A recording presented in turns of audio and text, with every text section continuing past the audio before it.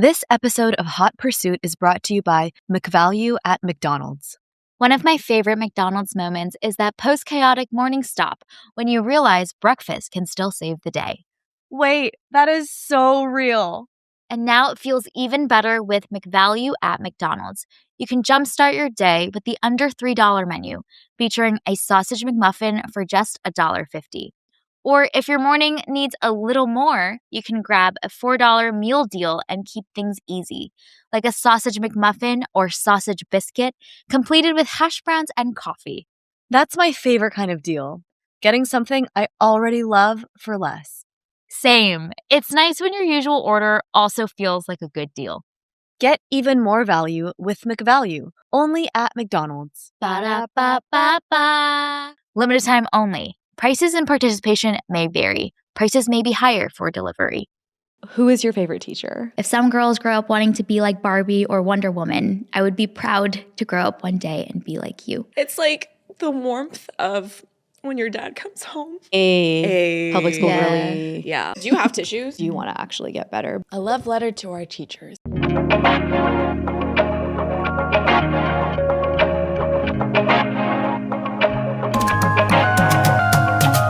Hello and welcome to Hot Pursuit, a podcast about creating conversations where nothing is off limits. This podcast is produced by Asian Boss Girl. I'm Em. I'm Jen. And I'm Madeline. And today we are talking about our favorite teacher. We wanted to take a trip down memory lane, and in the spirit of a little bit of nostalgia, we decided to write a letter to our favorite teacher and share some of the lessons that they have bestowed upon us in our earlier years. So it's a love letter to our favorite teachers, and we hope that this will invite you to reflect on your favorite teachers or coaches or mentors in your life. If you are a teacher, this is a glimpse into how you can affect students, and a very sincere thank you for the job that you guys are doing in society, because you're underpaid, and it is one of the most important jobs on planet. This is going to be a weepy episode. Yeah. One of the reasons we actually picked this is because there's so many, like a letter to your ex, a letter to your mom, a letter to your blah, blah, blah. But teachers are the unsung heroes in a lot of ways. And a lot of times we're so young that we don't even know how to appreciate them in their fullness at the time. So this is our way. Love letters to our teachers. Yeah. And by the time we do come to appreciate them, we haven't been able to talk to them in years, decades. Yeah. So we each wrote letters. I see the tears welling See already. the glistening eyes. As I was writing my letter last night, I was crying, and my roommate was like, "Are you okay?" I'm like, "Yeah, I'm just working. This is just work." So who is your favorite teacher? Set the stage for us. My favorite teacher is from high school. I had her for nearly all 4 years of high school. And I went to boarding school, which I'll explain later. But she was also my housemaster in our dorms too. So she knew and saw every area of You my had life. a master. Yeah. That's a term. It's like Hogwarts. A term I've only read of in books. So she was like a stand-in parent for me. Oh, Yeah. wow. What about who is your favorite teacher? My favorite teacher is also a master. Oh, He was my Taekwondo master from when I did Taekwondo when I was like 9 to 16. You always speak so fondly of your Taekwondo years. Yeah. I ran into him at a Jason's Deli not too long ago, and my heart exploded, and I was like, She's only ever said that about her ex.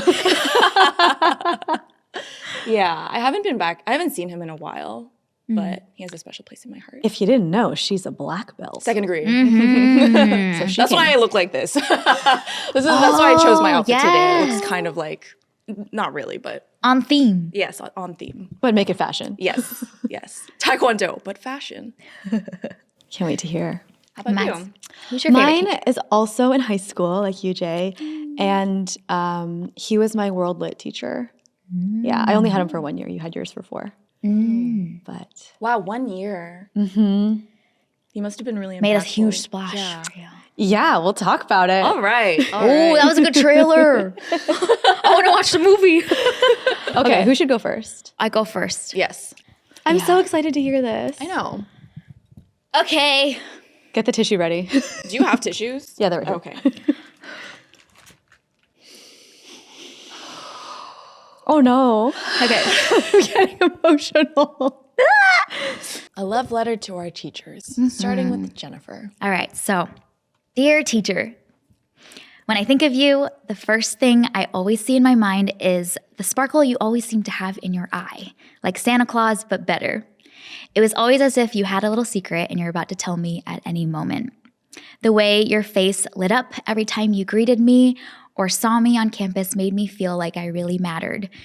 And in the volatile years of high school, I needed that more than I even realized at the time. I think of all the times we were up late chatting in the dorm room, common room. I remember so clearly just how present you were in asking me questions and patiently listening to me babble on about the tumultuous high school happenings of the day. You really listened to me.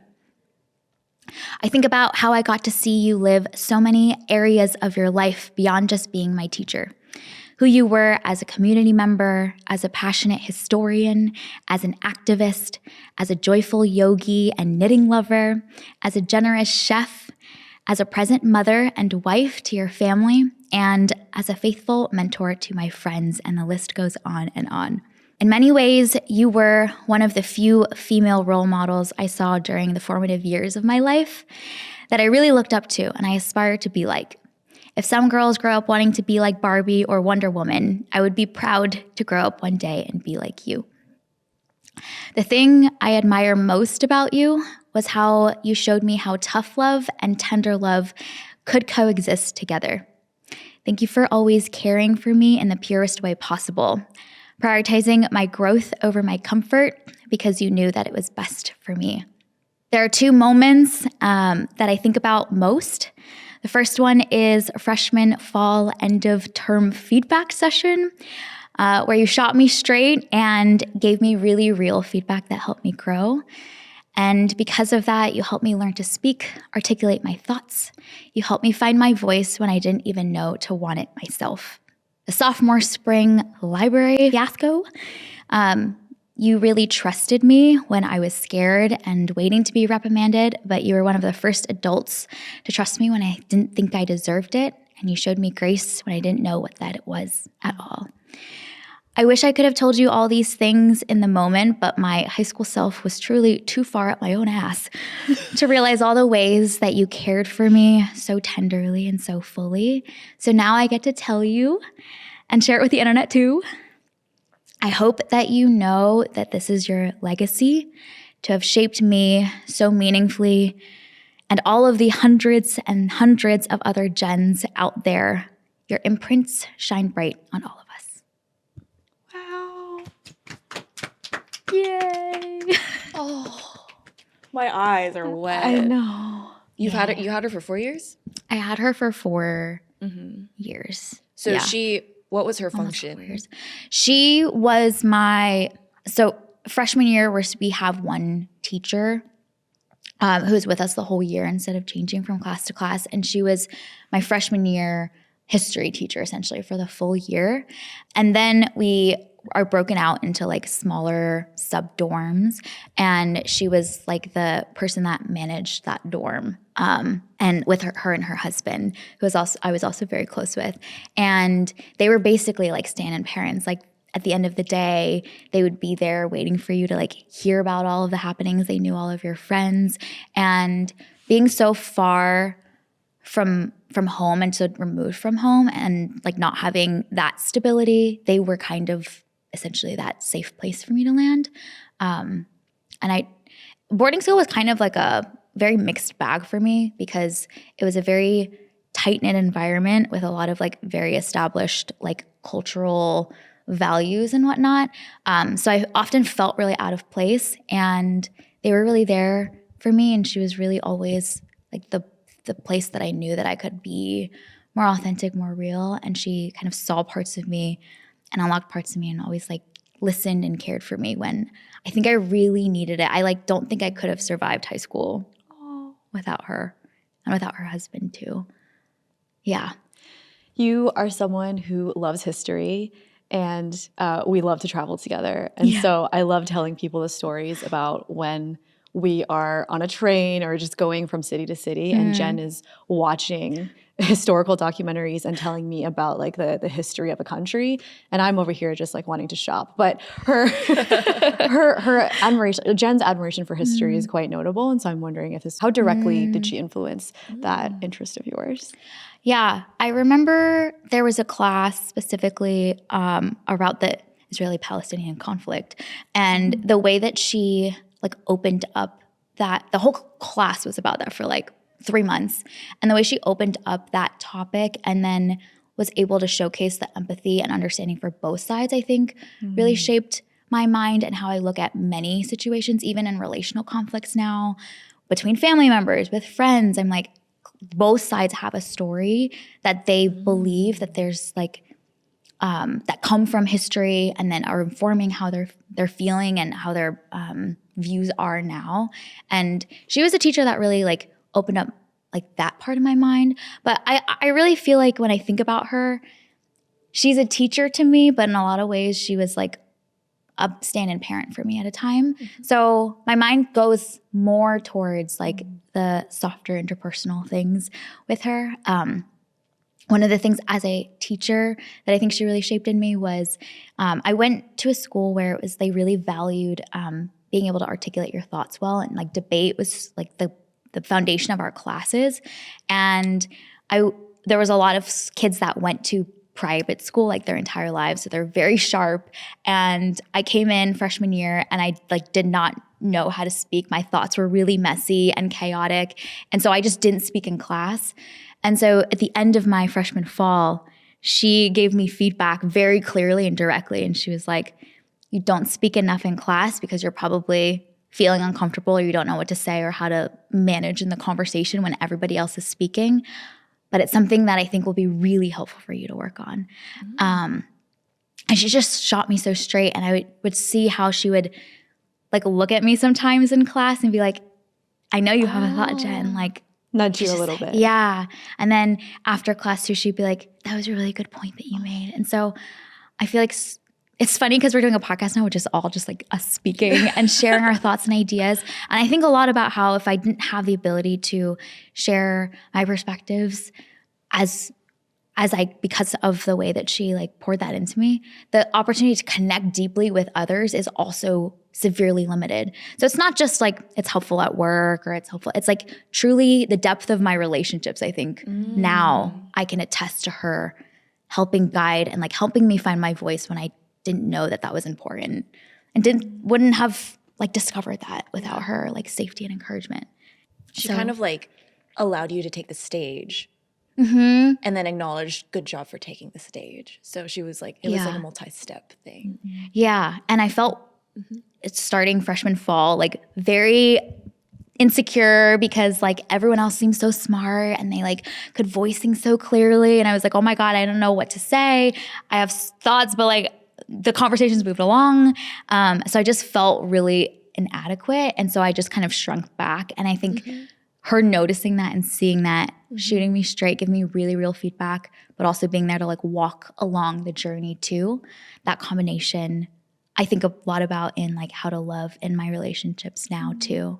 It's like give them the truth, but then not leaving me there and walking it out day in and day out was really meaningful for me. The incremental encouragement to make sure like you're doing good, like keep going. Yeah. And identifying things in me that I didn't even know were important at the time. I didn't know what to want. I'll just be quiet in class, not speak. She pushed you in the pool. Yeah. She was like, in the proverbial pool. You're going to swim. Yeah. I was like, I don't what? She says, you're not swimming, but you can swim. And you're going to do it. I just remember remember make you do it. sitting in class because she gave me that feedback, and then the following semester she was like, okay, we're gonna work on this. And I just remember sitting in class so many times and like all the other kids are like chiming in with their ideas and blah, blah, blah. And she would just catch my eye with that sparkle. She's and like, I knew it was my cue. But she was like, she would like glance and then she would stop and be like, yeah. Her being like, okay, really?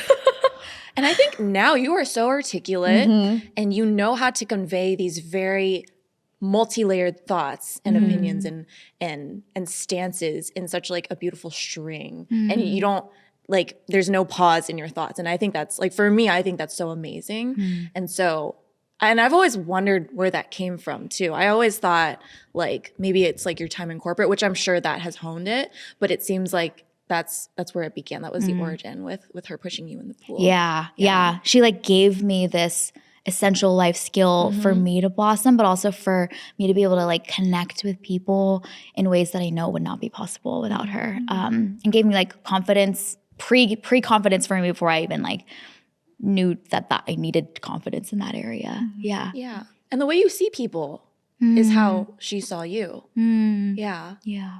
You're able to pick out weak points, but you don't point it out as like, this is something weak. You point it out as like, ooh, this could be something you can work on. And I can see a very bright future for you if you do work on it. Yeah. Yeah. And like, so you call people to hire in that sense. Yeah. So I really see her legacy shining through just in the way you operate and the way you relate with people.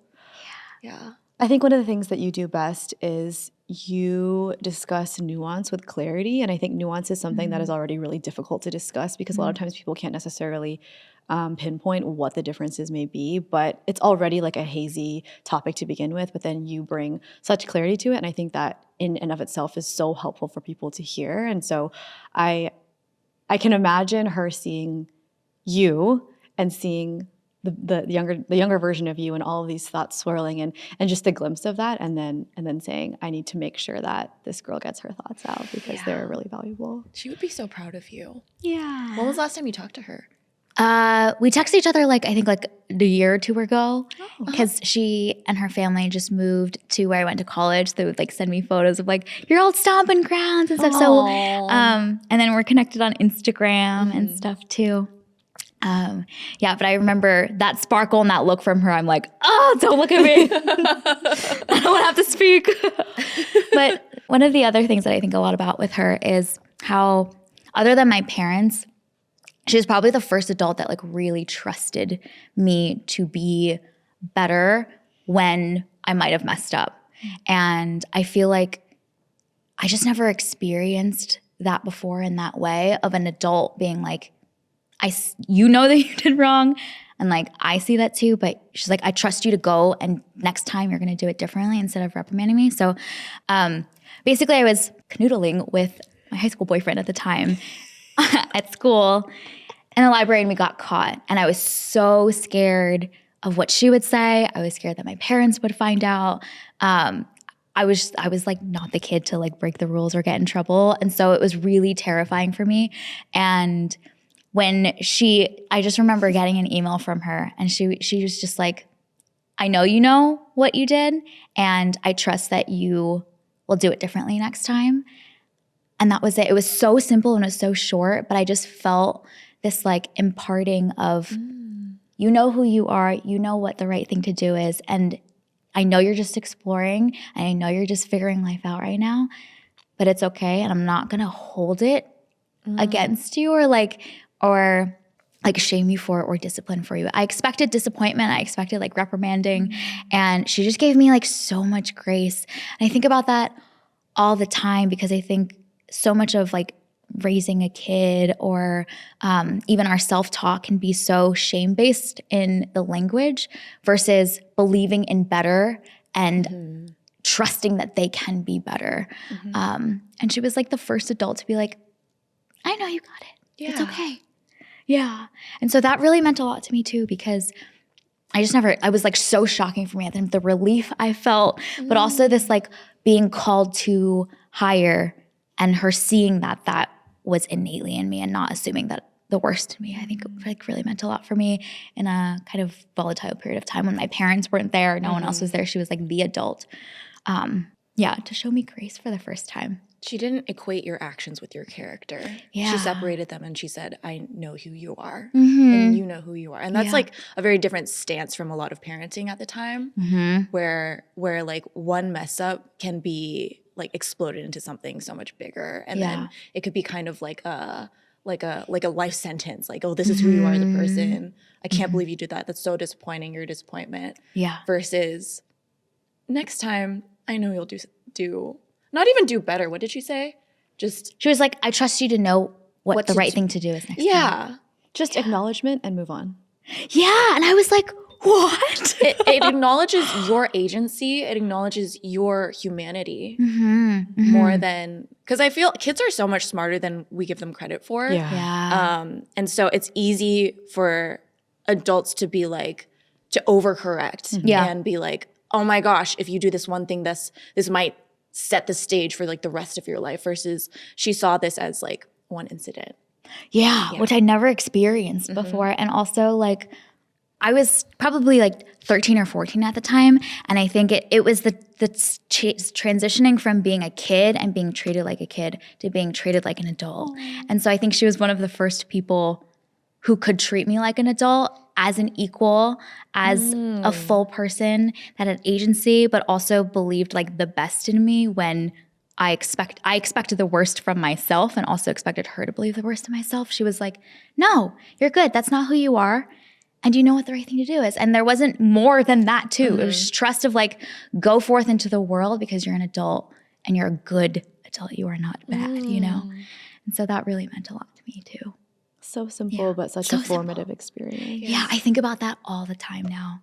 And I think about that in terms of like raising my own kids and the difference between like shame-based disciplining and parenting and boundary setting versus calling them to higher and saying like, you know you are better than this and I know you are better than this. So go, you got it, you know? That is my teacher from high school. Yeah. Jen's headmaster. Yeah, my housemaster. Housemaster. Yeah. I'm very grateful for her too, because the way that Jen has been able to change our lives and see things and kind of wade through the clouds of our own minds and call us out for who we really are has been so impactful. Just for like for me, like we've had so many like tearful chats. And the way that she's able to, because like for me, my mind is so cloudy sometimes, and she's able to just like stick her hand into my brain and just like pull out the heart of it. And I didn't think I would cry. Yeah, you did. Not at this point. Not at this point. Yeah, but like Oh, tissue. Jen is such, I mean, she's wearing flowers. She has her hair up in curls, but she is an unstoppable force in this world.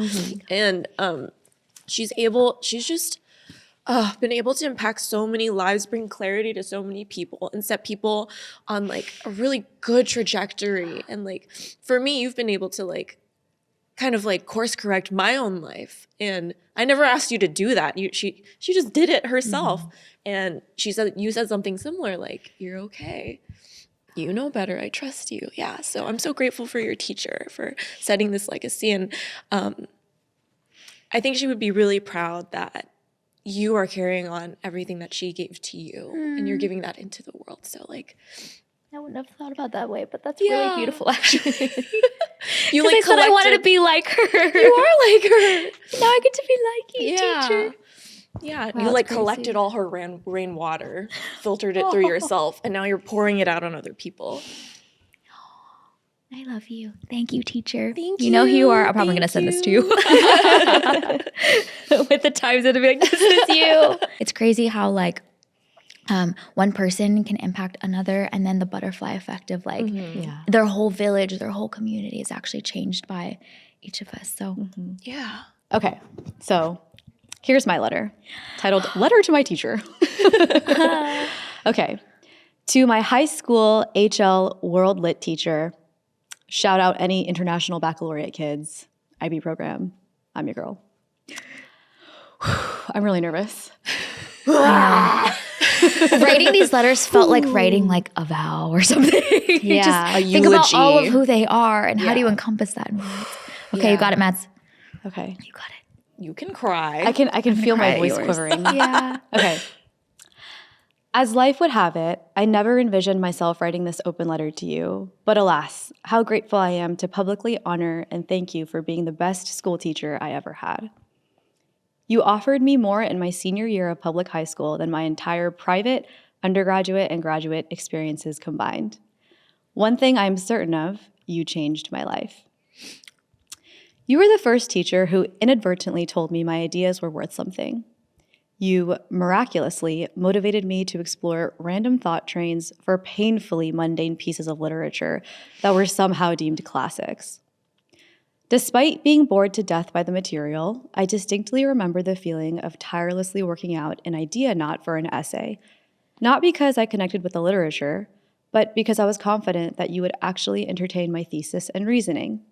Prior to your class, I was always trying to find the right answer, chase an elusive yet obvious theme that other teachers hinted at, but it almost felt like trying to capture a firefly simply so that my jar would produce the same golden light as everyone else's around me.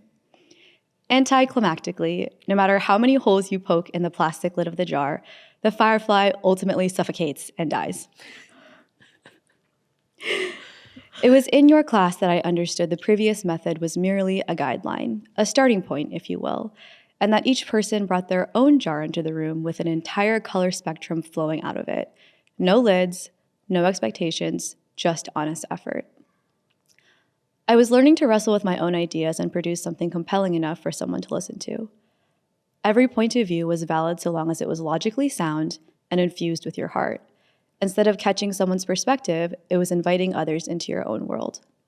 For the first time, it was almost as if my own ideas and opinions actually mattered. You didn't only believe in me, you showed me how to get there myself. Microcosmically, you taught me how to appreciate art. Macrocosmically, you are teaching people how to connect with the world. We don't keep in touch, and these realizations have come to me over the years, but now that I am solidly an adult, I can confidently say you have deeply affected the trajectory of my life. Now I'm on a podcast. Thank you for teaching me the technical skill behind crafting a point of view. Thank you for the love you have for your students. Thank you for pushing me to dig deeper. Thank you for believing in me. And thank you for choosing to be a teacher. Sincerely, Madelyn. Oh. Wow. Good job. Wow. Wow, wow, wow. So you talked about how this teacher made you finally feel heard. What did you feel prior to this? Did you feel like you weren't heard by everyone? Well, I felt like no matter what I did, the teachers were always unsatisfied. Like, especially in like English or lit classes where you're analyzing these boring ass books. Well, one, I mean, the material was so boring, but two, like they just wanted you to say something and I would never get it right. So like I would try and like I would ask other people what do you think this is supposed to be about? I can tell you, but that's clearly not what the teacher wants to hear. And one of my teachers actually told me like, I can tell that you're motivated by getting the grade, but like not by learning. And I mean, there's probably a thread of truth in that, but I also don't think she was actually listening to what I was saying. And then there's also the teachers that just have so many students, like they don't even have the capacity to like give, you know? So it felt like trying to capture something that was elusive previously. Yeah. And I just didn't know what I was supposed to do. I'm like, I'm reading the book, I'm writing the essay, it's a logic argument, I'm following the structure, like I'm giving you backup, I'm giving you research, and like, I just don't know what more I'm supposed to do. Yeah. Yeah, but I think like when I think of him, I think of like saying something in class and then him just kind of like tilting his head and being like, what do you mean by that? You know? Pondered it. Yeah. And it was just a foreign concept at the time. Because other teachers will ask that, but I think you can tell if they're trying to correct you or if they're trying to, you know, steer you along some path or something. Or you're participating because like you just need the grade. Yeah. And they know that too. Do you remember how it felt when he would ask you, like, what do you think about that? Like, was it exciting? Was it daunting? Did it push you to think more than you actually would have? Or did it feel relieving to feel like somebody else cared enough to even know what you thought? Well, I've always had the thoughts. I think he was just the first person to be genuinely curious about it. I could tell in the way he asked that he didn't know what I was going to say, but also wanted to know what I was going to say. Like genuinely wanted to know. Yes. And then that motivated me to like have a point of view, even if it wasn't popular, if I hadn't heard it before, or if it was opposing to his point of view, or like, I hate this, like this is actually wrong because blah, blah, blah, blah, you know? Yeah. It was the class seemed to be structured more like a thought experiment versus I hope you can follow the rabbit trail down to the right answer. Yes. Yeah. What class was it again? It was world literature. World literature. I could not tell you a single thing that I read in that class. I just remember lots of assignments, and it was really boring, but I liked him. Yeah. Well, actually, I wouldn't even say like I liked him. I didn't dislike him. I just never felt that way in like a lit class. He made you feel heard. He made you feel like your opinions were valid. Yeah. And like and respected them. Yeah, valuable. And I think previously, like I've always had the thoughts, but I just didn't think that they needed to be let out because they were not what the teacher wanted to hear. And that's what I love about you. I think you have so many interesting thoughts. The moment I met Madeline and like all the conversations afterwards that we had, I was just like, how does she think like this? How does one have so much to say? So I feel like you're just in everything you do and everything you think about, you have like a Socratic method for the content you consume, for the people that you meet. And I had never met anyone like that previously, because I feel like people kind of like what the other teachers were expecting. They absorb everyone else's opinions and then they kind of adopt it as their own, versus you actually have a very unique perspective on everything. And I think that expands what other people can think about the world. And like it kind of gives permission for people to have different opinions and something interesting, because you're able to find like this other angle, like this, you're like, hey guys, this song doesn't just have this one door. Have you thought about these other doors that maybe the artist is trying to get at, that like maybe it's not true, but you're able to explore that. Yeah. And I think that's very unique to Madeline. She's so good at it. You're able to dissect and like take apart something. I think in the past, like I had tried like guinea pig, right? Just try with the teacher to let something out, but then it was received with, yeah, but you know, come back this way kind of thing. And so you're like, okay. Yeah, so I didn't think that those were right. Like there was a right and a wrong versus like open thought process. Yeah. I feel like that kind of resistance is still everywhere, maybe like in work and in friendships. Like how do you stay true to that person that was unlocked in that classroom? That's a good question. Because I also feel like you're really good at standing your ground too. Because people expect everything of Yeah. you. Because that teacher maybe Yeah. showed you or solidified that confidence you had to say, my thoughts are valid.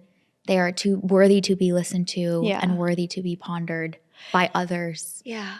And especially from a teacher who's like kind of in a position of authority or an adult, to respect what you had to say probably felt so different from like the slew of your whole like school experience. I think it shouldn't be overlooked how important it is to teach the technical skill. Like I think he really honed in on like we had the structure of like how we need to write and like how strong the argument needs to be. So I think from the technical perspective, he like trained all of us like it has to be a good argument. Like this is how I couldn't even tell you how to do that, but like I think we just did so much of it that it became kind of like second nature. But then like what really brings it home is kind of like you actually believing in it and like kind of infusing emotion into it. And that's like what the unlock was for me, is like, okay, I can craft this argument, because I've had other teachers teach you the technical skill, but they might not believe in what you're saying. You know what I mean? So this was the fusion of both. Within that, he helped me realize like, okay, as long as I'm feeling something, it's worth voicing. It might not always be right, but That's so good. just try. Yeah. Yeah. And you have the technical skill to back you up. So, I mean, and that took a lot of work. So like, I don't want to undermine that. So I think his strength was twofold. Is one is seeing the value in you and kind of like helping you emotionally step into what will compel the receiver. And then two is the technical skill. I love that. Yeah. Because I feel in debate or in backing up a stance, I hear this rhetoric all the time that you need to remove the emotions, otherwise it won't be as convincing. If you're too emotional, people won't listen to you. But for him, it's like you need that emotion in order to land the plane. Exactly. Yeah. That's very different. I had like a nationally acclaimed debate teacher in high school. I only took it for one semester, and she was like the technical top of the world. You know what I mean? Like everyone that went to nationals won. And she was so good, but I had no heart in her class. And so I didn't really care about what I was doing, even though we were learning to craft really strong arguments. I just didn't care, and it shows, you know, so. It was so funny in your letter when you shared about how he encouraged you to pursue and run after all of your random thought trains, because that's what you be doing all day, every day. And it is what makes you so dynamic and curious about the world and able to see and understand everybody around you and take them for what they are. In your letter, you talked about how he maybe was the first person that allowed your jar with all of its color, I forget what you said exactly, but all of the color bursting forth, and he put you first instead of almost like other teachers maybe putting you in a box of what they want you to be. He let you be you. And that is so reflective of how you exist in the world today. Like you're genuinely curious to let the person show you who they are instead of make judgments early or assume that you know. Like that, it's crazy because you couldn't have been giving this gift to the world all these years unless you almost received it first from him.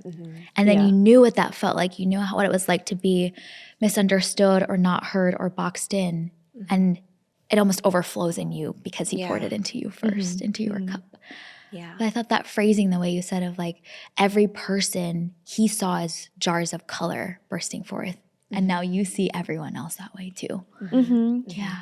He never blatantly said any of these things to me. It's just how he moved. So I think that's the most interesting. Like these are the conclusions that I've drawn, and this is like how I would put words to it. But I also noticed like he would just sit back and watch. Like he would just let the students come. And so if the student doesn't show up with something, like, I mean, you have to speak to get participation points, but he's not going to push you. He's not going to force you to do it. So, but it's, are you open to kind of like learning and developing? Are you going to be open to the critical feedback? And do you want to actually get better? But I think with other teachers, it was more of find the answer, you know, try again. And I it's like, hid it somewhere. Yeah. B. I'm like, what is the B for? You know? Yeah. I don't think I didn't get A's until that class, which is it shouldn't be the measure of success at all. Or I didn't get A's on papers and be excited about it until that class. Wow. Yeah. And even when I got like a below mark grade in that class, I was like, oh, interesting that this is why he gave me that grade. Why? Why would you get the B? I don't remember. Oh, okay. But I remember he would have comments on the side and read that instead of like in the past, I was just like, ugh, what are they saying? But here I would kind of first go, ugh, and then, okay, what did he say? Yeah. You know, and actually care. Yeah. Because he would consider everything. Yes. Like, understand where you're trying to go with this, but did you think about this? Have you met anyone like him since? You know, I wouldn't say that he was like one of my favorite teachers at the time. And I also don't think we were particularly close. Like we weren't not close. I liked him. I would like see him for lunch sometimes to talk about stuff. But I think my appreciation for him grew throughout the years. Like I haven't talked to him. I used to follow him on Twitter maybe like years ago. But he has since left Twitter. And I've had, I think when I think about really good teachers, like a lot of them have elements of what's important in a teacher, whether it's making that heart come out, whether that's like helping you find the child within you or giving you the technical skill. But I think he was probably the most comprehensively impactful. Wow. Yeah. I have teachers that I liked more, but did they affect me as deeply? I'm not sure. Yeah. Do you think you can find him and send him this episode? Yeah, I probably will. Mr. La La Blah. This is for you. I probably will. Yeah. It's crazy because we've known you for years and years and years. And so obviously like we know that your curiosity and taking the world in for all that it is, all the color that it is so much a part of who you are. But I didn't realize that this thread actually traced back to him. Yeah. Yeah. It's interesting because in preparing for this episode, Jen had said this is kind of like our favorite exes episode in the way that you have to be reflective and how you're wondering about this person that so deeply impacted you. And I think about this teacher all the time. And I think about this was the person who taught me this, and this is the reason why I'm this way today. Yeah. It's crazy. That's after 1 year Yeah. of class. Yeah. And that's not even 1 year because the school year is like, what, 9 months? 9 months. That's 9 months. Yeah. You can change someone's life. Mm-hmm. Yeah. Yeah. That's incredible. He's amazing. He's amazing. It's also neat too because you talk a lot about how being appreciated and respected for your thoughts fully is something that really means a lot to you and how someone relates with you. Because oftentimes, like, the world, other people can like gloss by and not ask that follow-up question of like, oh, well, what did you mean by that? And like really dig and understand the depths of who you are. And there are so many depths of you. And it seemed like he was one of the first people to really dig and mine for all the gold that's in you and not just pass you by as a student who was checking the box, but no, there's more in this one. Yeah. I've got to uncover it. And now you do that with like everybody. Yeah. The questions of curiosity, you're like, there's gold in there and I will find it. She will bombard you with questions. Like, you tell her one thing about your day and she's like, well, what about this? What about this? What about this? Sorry, I'm asking so many questions. Yeah, I'm like, wait. Multiple threads in the text And like, thread. as you're answering her question, she'll have a follow-up question to your answer. Yeah. So it's like trees and roots over and over. The way you pursue people in that way Yes. is so reflective of the way that he pursued you in knowing your mind and your heart. And now you get to do it for everybody else. Yeah. I like to think that I see the world now the way I do because of him. You do. That's crazy. Yeah. Yeah. Even in the way that you like talk about music, you talk about the things you consume, and you're able to form like your own thought. 'Cause you know, like those think pieces people write, they write articles about why like this album is the greatest of all time. Yeah. And like for a normal person like me, I'd just be like, oh, because it sounds good. But for you, you dig into like the history of the artist, where they grew up, why they might be motivated to write something in this way. And I just think it's so cool because I know that you didn't read something to inform this opinion. You formed it on your own. Yeah. And I think that's a superpower that not a lot of people have ever honed or knew that they could have, that you've developed over years and years and years. Thank you, HL World Lit. Yeah. Thank you, World Lit, Mr. World Lit. Mr. IB World Lit teacher. It's neat to imagine too, because he probably has no idea. Like if it was kind of unspoken, his impact and it's matured and developed over time as you've reflected on his impact on you, like how meaningful it is for all the teachers out there to know that maybe if you can't see for the kid at the time, like years and years later, they might really, like what you are doing is really changing their life. Yeah. You sow now and then you don't even see the reaping, but it just happens. trust. There's a harvest. Yeah. Yeah. Okay. Okay. It is finally your next? turn, Em. Well, there's only one who left. It's you. It is I. This letter is to my Taekwondo master that I grew up with when I was like 9 to like 16. Okay. Oh, You got this. I'm about to cry. Okay. I can't even say words. Okay. Dear Grandmaster, the first time I met you, I was a 9-year-old white belt, and you were still just known as Master because you only had your 8th degree black belt. You stood tall and proud, and I could sense that the warmth of your smile beamed from the warmth inside you. When you were in the room, everyone turned towards you with awe, respect, and invitation because your love for your students pervaded through every belt and age and color. I never felt overlooked by you. I was a young child, a white belt, a soft-spoken girl. I felt like my station had every qualification to be overlooked. But when you looked at me, I knew you saw me as someone strong and mighty. And no one ever looked at me that way. And I knew that quiet confidence you had in me and every one of your students was true and honest, and a very real reflection of what you felt about each human being that you encountered. Every Monday, Wednesday, and Friday, I would get home from school and excitedly put on my uniform and hop in my dad's car. I knew it would be a good class when we pulled up and I saw your big white GMC in the parking lot. I would think, yes, he's here. I would run up the stairs and push open the door, and you'd be there either teaching an earlier class or coming out of your office with a smile. At the end of each class, you'd sit us down in a circle and give us a life lesson on how to have good and honorable character. One of my favorite lessons was when you taught us about how no one will care what you have to say unless they knew that you cared about them first. That lesson changed how I related to every person I met after the fact. I love others deeply, and I can credit this largely to how you modeled and taught it.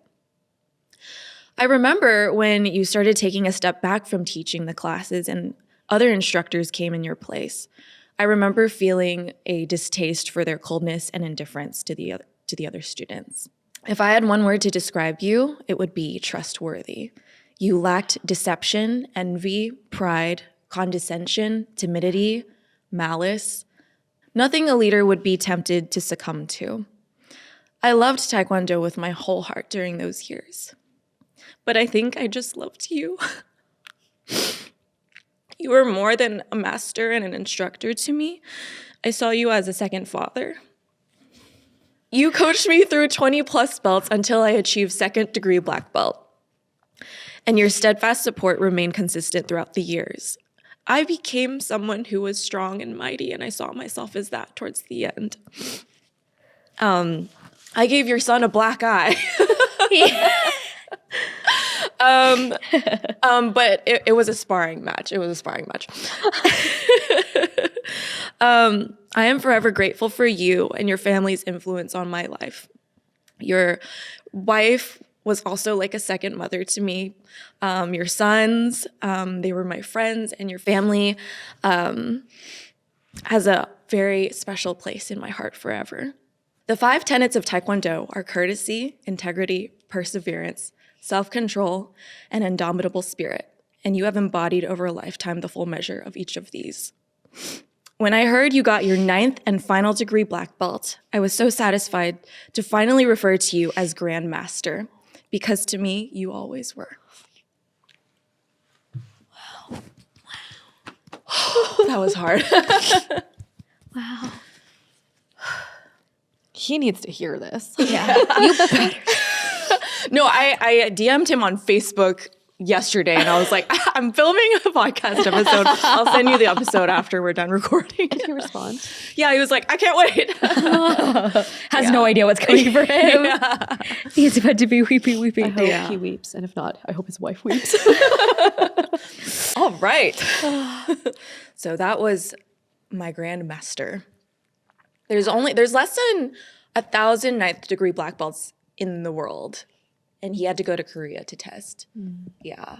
Wow. Yeah. He's incredible. I remember watching him at a tournament one time. And after the tournament, there's probably like 1,000 people in this grand ballroom downtown Dallas.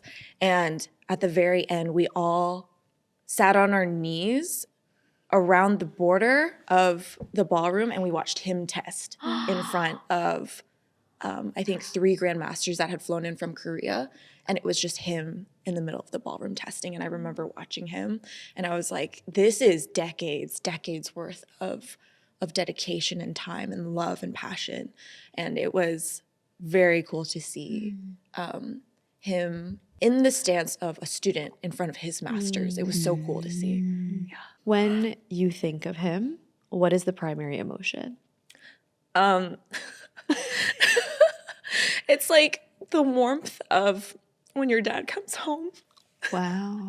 And like you hear, like when you hear the keys turning and like, oh, he's about to walk in. And so when I think of him, I just think of all the respect I have for him, and like just the love. I mean, the way a good father loves is he's firm, he's strict, but he's also kind.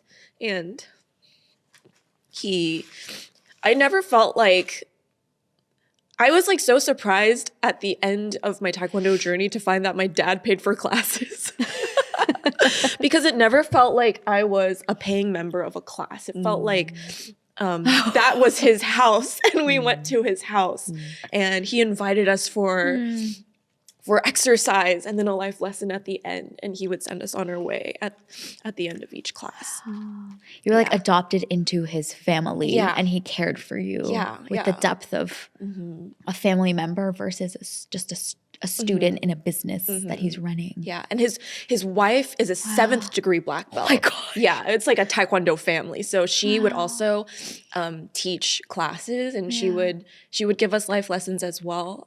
So she was like my second mother, and like, yeah. And their 2 sons were my really good friends. I still keep in contact with them too. Yeah. So you had him from when you were 9 all the way through to like for years and years? Yeah, until life got busy, until like I had full orchestra and marching band, and I just couldn't go anymore. And then that's when I remember going into class, and then he called my dad aside. I hadn't gone in like, I think, months. And I finally was like, I think I'll go to Taekwondo today. And then that was my last class because he pulled my dad into the back office. He's like, so if Emily wants to keep coming here, you have to pay like another, I don't know how much it was, but it was pretty expensive for another year. And then my dad was like, so you have to go at least twice a week to make this worth it for me. And I was like, oh, I don't have enough time. I think I should just stop taking classes. Yeah. So it was sad, but it was kind of like I got to the level where the women around me were getting very strong, and I think I like to believe that I was like the top performer at the studio. But then I remember my last test, I was beat up so badly because I was finally competing with adult black belts, and like they were strong, and I just saw the distance I had to cross in order to continue, and I was like, I don't have time for that. Yeah, I remember I got the wind knocked out of me. I was like, ooh, these girls are strong. It's like reality hit. Yeah, you can't write on talent anymore. When you were reading your letter, it almost felt like I was seeing your, like, an echo of your 9-year-old self reading it too, not knowing all that you would like evolve and grow into now, and the strength that you carry now, because he saw you, he met you, he saw what you would become today. Yes. When you were 9 in advance for you. Yeah. And when you couldn't see that for yourself, it's like he saw your present way back then when you couldn't see your future. Yeah. I always thought it was really striking how you felt at that age. Like when he looked at you, he saw that you were strong and you were mighty. What did that feel like, and like describe that? I remember distinctly feeling at 9 years old that I was very forgettable because I was, you know, like growing up as a minority in Texas, there's just like not a lot of people that look like you. And I remember going to summer school, having a friend, and then the next year I saw her at a piano competition and she forgot who I was. And so I remember that made me feel like, oh, I have a forgettable face. I have a forgettable personality. Like people are going to look at me and overlook me as if I didn't even exist. And so when I entered his practice, I just remember feeling seen by a white man, you know? And I don't mean it in a creepy way, but just like someone in power in our society to be able to see me, who I already felt I was overlooked, and for him to see me and be like, I know who you can be. I literally felt like he saw me as Mulan. And I was like, he saw my potential, and he's like, I know where I can get you, and I know you can do this. And we would always have to yell, you know, like the hi-ya, all that. He's always like, louder, louder. He's like, you need to say it with your gut. You can't just say it just to say it. You have to mean it, and it has to come from down here. So in a way, he really made me find my voice because I had to in order to participate. Yeah.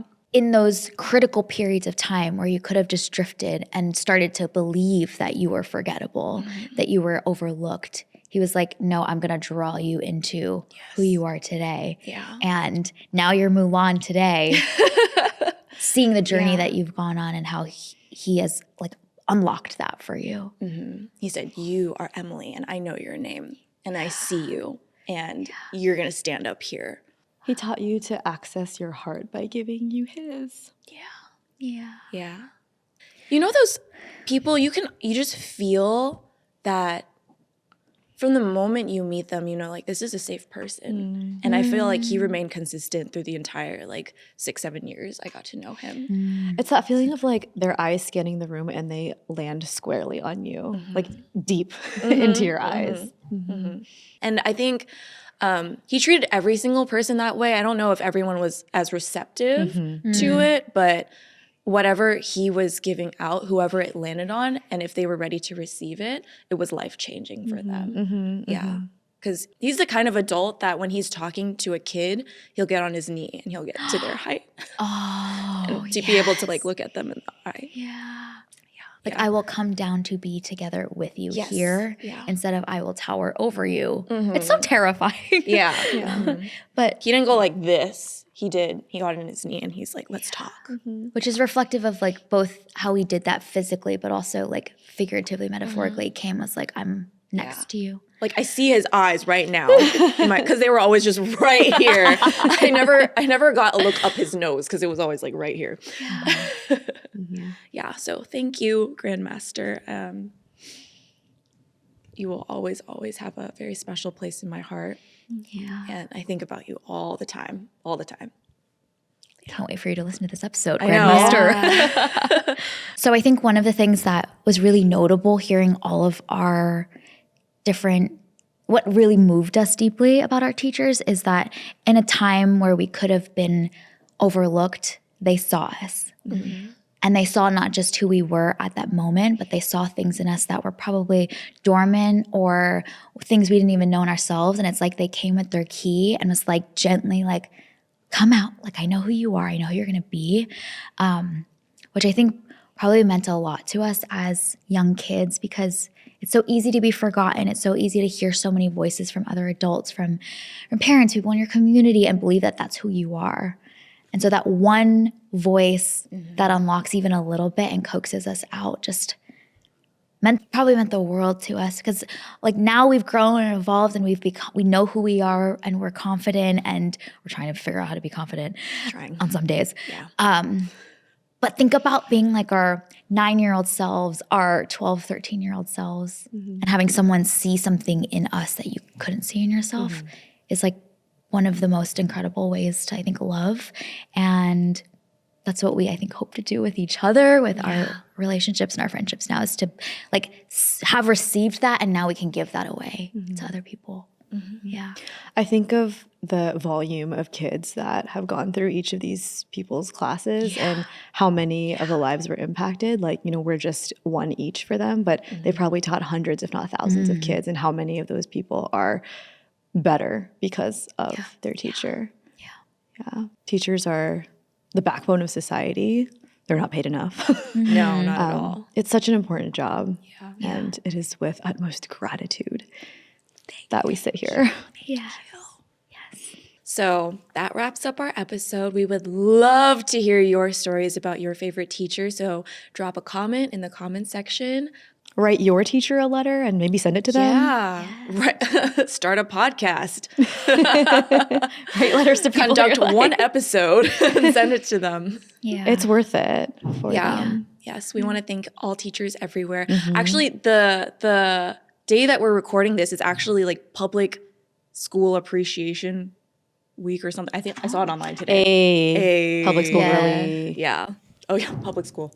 But to all teachers everywhere, you are seen. You might not see the harvest that you've planted, but it does exist and it is exponentially spreading. Yes. You can follow us at the Hot Pursuit Pod on Instagram, TikTok, and then you can find more of our episodes on Spotify, Apple Podcasts, other podcasting platforms. This was really like emotional, but really beautiful too and really quite cathartic. I'm actually glad that we had this reason to do this exercise. So hopefully this gives you a reason to reflect and think about your teachers as well. And even if it's not teachers, maybe there's like an auntie or a coach or someone who was not your parents, but was an adult in your community that really meant a lot to you. So, and we hope to be those adults too for the little ones in our lives someday. Yeah. All right, and with that, hop our suit out.